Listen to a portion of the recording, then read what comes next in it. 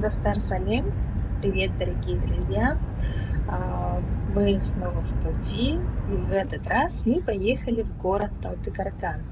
Это в 3 часах езды на машине из города Алматы. Мы поехали отмечать праздник Наурыз. Наурыз Кутлы болсын. Талдыкарган. Почему Талдыкарган?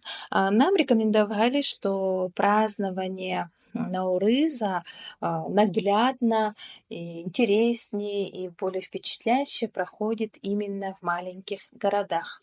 Ну, поэтому поехали в Талдыкарган.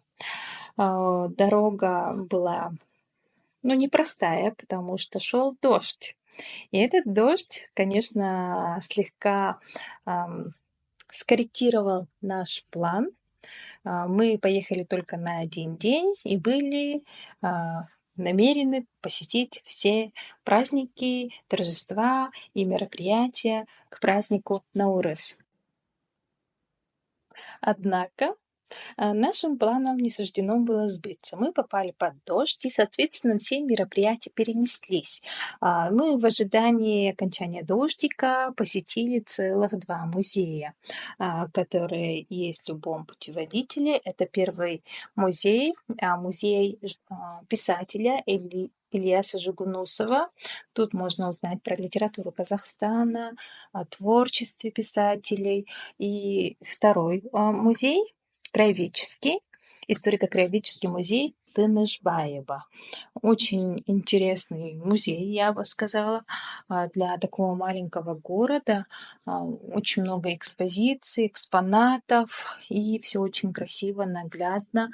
И чтобы скоротать время и ознакомиться с историей города, обязательно к посещению. Город сам по себе очень компактный, небольшой, и здесь проживает около 200 тысяч человек. Очень просторно, зелено, красиво. И нам всегда было интересно посмотреть, как празднуют Наурыз, как я всегда очень много слышала. Наурыз отмечают почти все тюрки. И, конечно, у нас было очень много ожиданий. К сожалению, дождик. Но люди прям подготовились. Но в этот день все остались дома в кругу семьи. Но мы не отчаивались и решили хотя бы проехаться по городу, осмотреться и, возможно, еще вернуться через какое-то время, когда позеленеет. В городе очень много муралов, как и в других городах Казахстана. Также город считается спортивной столицей. Здесь очень много спортивных объектов, очень много спортсменов. Но еще есть одна очень необычная достопримечательность, о котором я читала перед приездом в Талдыкарган. Это вот такие дворцы.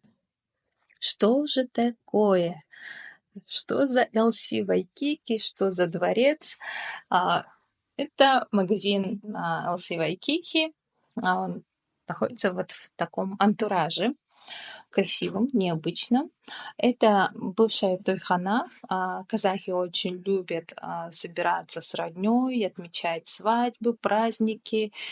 Их знаменитые тои обычно проходят вот в таких местах. Когда будете в Казахстане, вы обязательно увидите вот эти здания. И сейчас некоторые вот банкетные залы начали сдавать уже под аренду в другие компании. Ну, например, под магазины, как это. Очень красиво. Я считаю то, что это тоже достопримечательность, совсем, наверное, неофициальная, но все равно. Это показывает то, что казахи очень любят красивое, яркое, богатое, дорогое и умеют созерцать красоту. Вот второе здание — это KFC, всем известные американские курочки. И да, здание выглядит тоже внушительно, как будто музей, ну или гостиный двор какой-нибудь в Москве. Внутри все по стандарту франшизы. Правда, с капелькой такой изюминкой местной. Есть очень много надписей. Например, вот эта надпись на казахском, она придает, конечно, другое уже впечатление. Так что будете в Казахстане, в Талдыкоргане, заезжайте в эти дворцы, полюбоваться и познакомиться с местными. Ранее я уже говорила о том, что Талдыкорган является спортивной столицей Казахстана. И есть такой удивительный факт. В этом городе население всего там около 200 тысяч человек, и здесь функционируют, работают целых 55 бассейнов. Здесь проходит очень много соревнований. Здесь во время поездки мы увидели даже, несмотря на дождь, очень много бегунов было. Люди активно, очень активно занимаются здесь спортом, здесь проходят сборы. И действительно город очень замечательный. И судьба нам дарит еще шанс приехать сюда и полюбоваться, прогуляться по этим аккуратным улочкам города, когда не будет дождика, когда еще все позеленеет. Ну и как и в любой поездке, самое главное это процесс.